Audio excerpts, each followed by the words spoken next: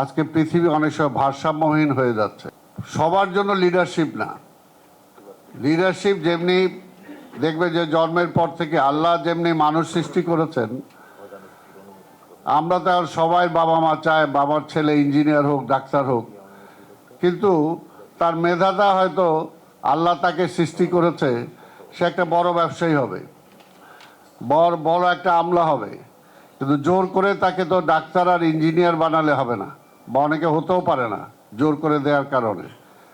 এই কারণে যার যার যে সেক্টর আছে, আল্লাহ কিন্তু এইভাবে যেমনি পৃথিবীটা সৃষ্টি করেছেন, নদী দিয়েছেন, পাহাড় দিয়েছেন, আবার বাঘ দিয়েছেন, আবার ছোট্ট একটা কেঁচোও দিয়েছেন, অর্থাৎ সমস্ত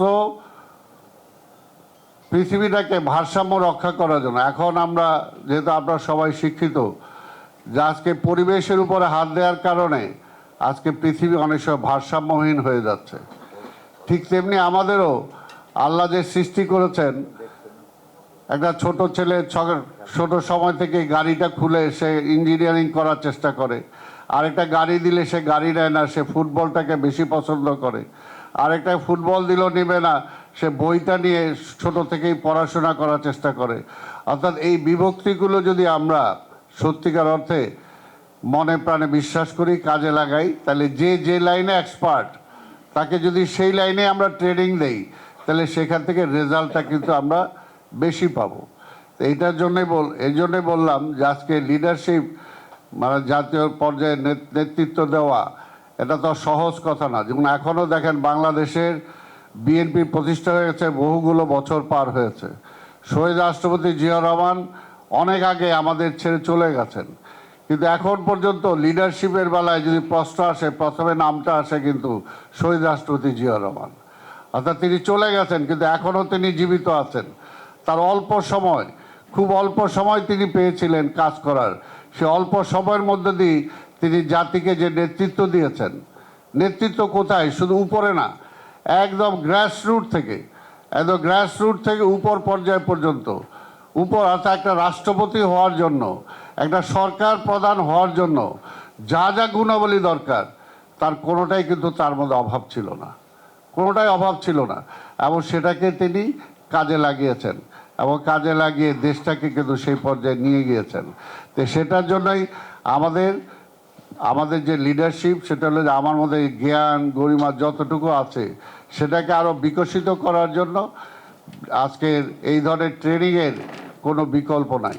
যদি ট্রেনিংটা আমরা নিতে পারি, ট্রেনিং যদি দিতে পারি এবং তারা যদি মনে প্রাণে সেগুলো গ্রহণ করতে পারে, তাহলে কিন্তু সত্যিকার অর্থে আজকে আমরা উপকৃত হব, দেশ উপকৃত হব। এখানে বলেছেন যে আজকের এই অনেকে বিদেশে থাকেন, বিদেশ থেকে যেমন আমরা দেখছি যে বিদেশ থেকে আজকে ভারতকে অনেক কাজের জন্য আমরা সমালোচনা করতে পারি, কিন্তু আবার কিছু কাজ ভালো কাজও আছে তারা করে থাকেন।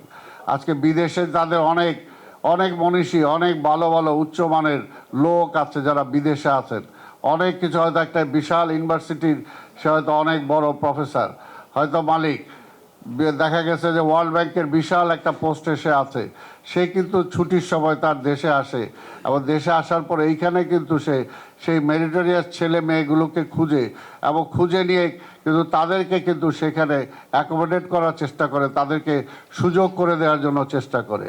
এই জন্যই আমাদেরও যারা মেধা আছে, আজকে বাঙালি ছেলে মেয়েরা কিন্তু অনেক ভালো করতেছে, বিদেশে পড়াশোনা করতে যে অনেক নাম করতেছে, কিন্তু তারা যে আবার দেশে এসে যে সার্ভিসটা দেবে এইটা কিন্তু তুলনামূলকভাবে কম।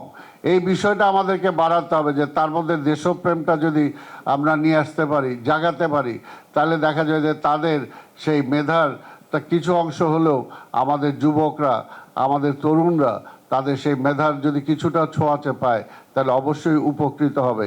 কারণ প্রথমে আমি বলেছি, মেধার কোনো বিকল্প নাই। মেধা ছাড়া কিন্তু আপনি কোনোভাবেই সামনের দিকে জাতিটাকে এগিয়ে নিয়ে যেতে পারবেন না।